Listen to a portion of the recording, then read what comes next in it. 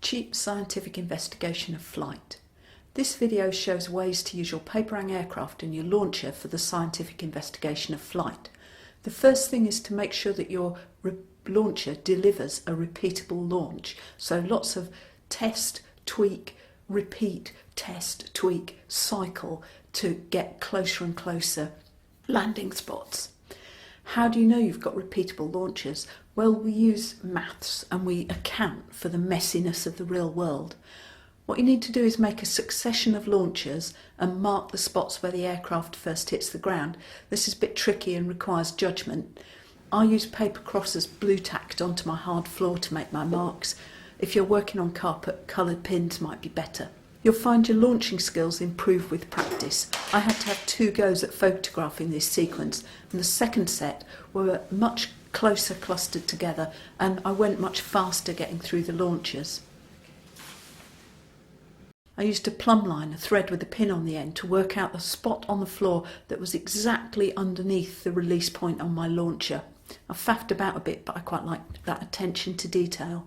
I made a results table like this, printed it out and started measuring. I repeated each measurement 3 times to spot anomalies and check that I was working consistently. To make sure I moved the tape between measurements, I did a full set of measurements of all the landing spot, the blue values, and then I worked my way through the green and the red numbers. I hope they came out looking related. How do I turn these numbers into a range? How well do I know that range? I'm going to start by sacking my 8th measurement. It's an outlier. The landing spot is well away from the other crosses. And then I got out my calculator, or you can use the spreadsheet, and I worked out the mean value for each row. So add up the 3 numbers and divide by 3.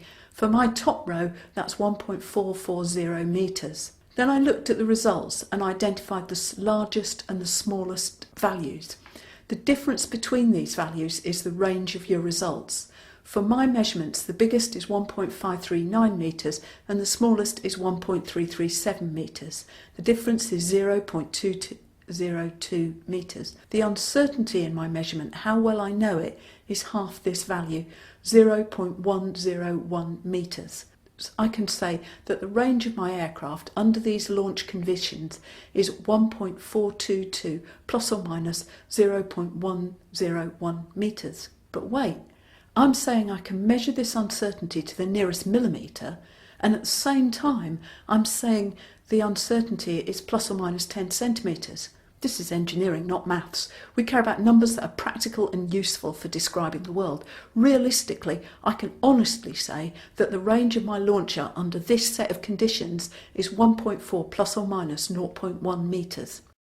Which means that if I don't get a difference of more than 10 centimetres in the range of my aircraft for the factor that I've investigated, that factor doesn't have an effect. I've got a null result. Null results are not as nice and glamorous as a clear upward graph that shows that if I increase my test thing, the range increases too.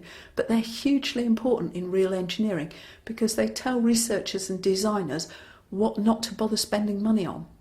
Am I going to measure the glide ratio, that is range divided by launch height, or is just range enough?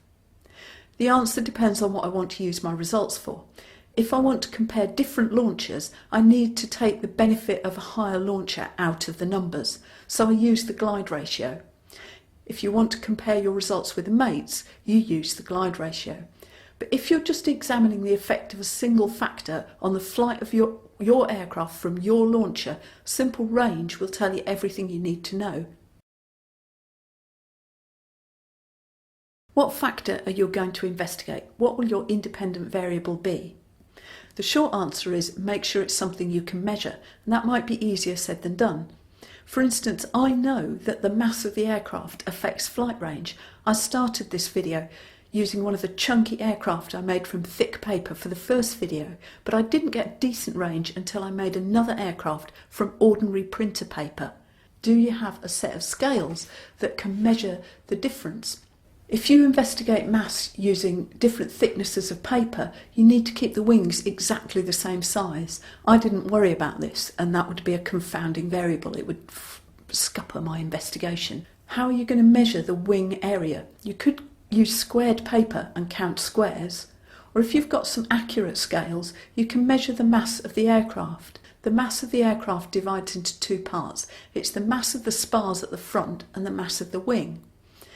If you measure the mass and calculate the area of a single sheet of paper, you can divide area divided by mass for that paper. And then if you know the mass of the wing, you can use that ratio to calculate the area. Maths teachers would have you convert this ratio to a number straight away, but in physics and engineering we tend to manipulate symbols where possible because there's a story behind the maths that you're doing and those symbols tell the story. If you're using varying wing size, you're reducing the mass, so you need to compensate for that. Strategic bits of blue tack hidden symmetrically in the spars would do that trick. One thing you can investigate is dihedral angle. You can make a set of angle jigs from cardboard so the staples are bent to a known set of angles, so dihedral is the V shape of wings. I got this printable protractor from sciencenote.org, printed them out, stuck them on cardboard and cut them to the angles that I wanted. The final investigation I'm going to discuss is the effect of launch speed on range. You can use the length of the towing string to control launch speed. The aircraft doesn't start to move until the towing string is taut, so by changing the amount of slack in the string, you can change the speed of the mass string system at the time that the aircraft starts to move, and that affects its launch speed. This idea assumes that when the aircraft starts to move, it doesn't slow down the mass and the string that are already going. This is a slightly dodgy assumption actually, but the mass of the aircraft is quite small compared to the towing mass, so it's okay. This experiment uses one of the equations of motion. To see where these equations come from, you have to study sixth form physics in the UK, or algebraic physics if you're an American viewer, or drill down into the equations of motion, the suvat section of physicstube.org. The equation we're going to use here is v squared equals u squared plus 2as. U is the initial velocity, that's the initial speed in a particular direction of the towing mass string system. V is its final velocity, the launch velocity. 2 is 2, same as it ever was. A is the acceleration due to gravity that speeds up the towing mass. It's 9.81 metres per second here in the UK. And S is the displacement, how far the mass moves. This must be measured in metered or decimal fractions of meters. We take care to make sure the system always starts at rest. U equals 0, and the equation gets simpler. We can take the square root of both sides of the equation and get V, our launch velocity, is equal to the square root of 2as. This relationship can be a bit tricky to graph. If you double the displacement of the mass, you get 4 times the velocity. 3 times the full distance gives you 9 times the velocity. Squared relationships are hard to fit onto conventional graph paper.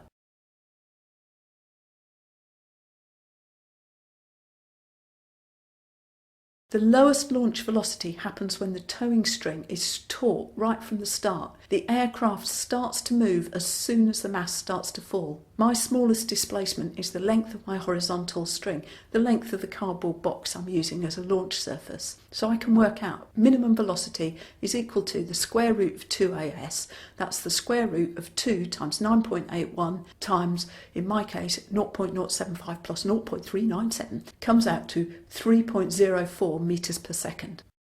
The falling mass is going at its fastest just at the point it hits the ground, and that is going to give you your maximum launch velocity. You want the aircraft to be leaving the launcher at that instant. So the length of the string and the little bag mass that holds it, whatever you use, must be exactly equal to the launch height. And it will start to pull the aircraft forwards when the aircraft horizontal travel distance above the ground, and the aircraft will launch exactly as the mass hits the ground. I know my launch height, so I can work out my maximum velocity is the square root of 2as, square root of 2 times 9.81 times 1.165. You do that multiplication first and then take the square root of the whole lot. That comes out to 4.78 metres per second. I get a range of velocity from this. 4.78 minus 3.04 gives me a range of 1.74 metres per second. I divide that by 3 and that comes out to 0.58 metres per second. So for a good setup of launch velocities, I'm going to have the first one 3.04, the shortest string.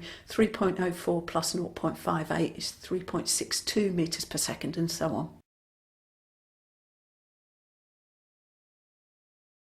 but I need to work backwards from that velocity to give me a length of string. So I go back to v squared equals 2as. This time I'm trying to get s on its own.